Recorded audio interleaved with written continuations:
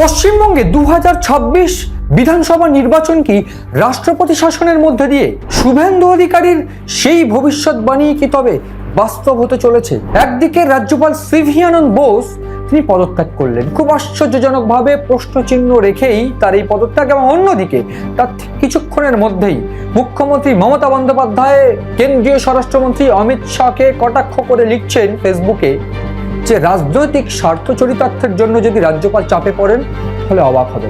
অন্যদিকে লজিক্যাল ডিসক্রিপেন্সির নামে যে 60 লক্ষ লোক বিবেচনাধীন বা ভোটার বিবেচনাধীন, তাদের জন্য বাংলা অস্মিতার জন্য লড়াই করতে ধর্নায় বসছেন মুখ্যমন্ত্রী মমতা বন্দ্যোপাধ্যায়। একদিকে মমতা বন্দ্যোপাধ্যায় স্পষ্ট ইঙ্গিত করছে যে বিজেপির ষড়যন্ত্র এ রাজ্যে রাষ্ট্রপতি শাসন দিয়ে ভোট হবে।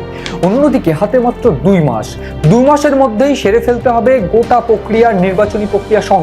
7ই মে মন্ত্রিসভার মেয়াদ শেষ, ক্যাবিনেটের মেয়াদ শেষ, তার মধ্যে গড়ে ফেলতে হবে নতুন মন্ত্রিসভা। আদৌ কি এই 2 মাসের মধ্যে এসআইআর প্রক্রিয়া থেকে শুরু করে নির্বাচন প্রক্রিয়া সমস্তটা সম্ভব?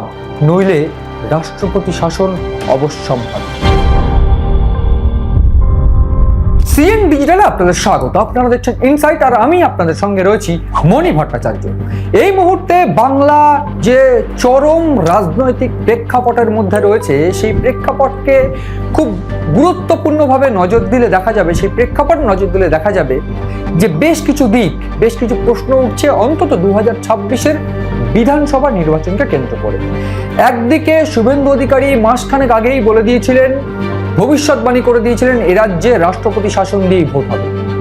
অন্যদিকে রাষ্ট্রপতি শাসন যাতে কোনোভাবে না হয় সেই জন্য মমতা বন্দ্যোপাধ্যায় একদিক থেকে এই এসআইআর প্রক্রিয়ার বিরুদ্ধে অভিযোগ করছেন।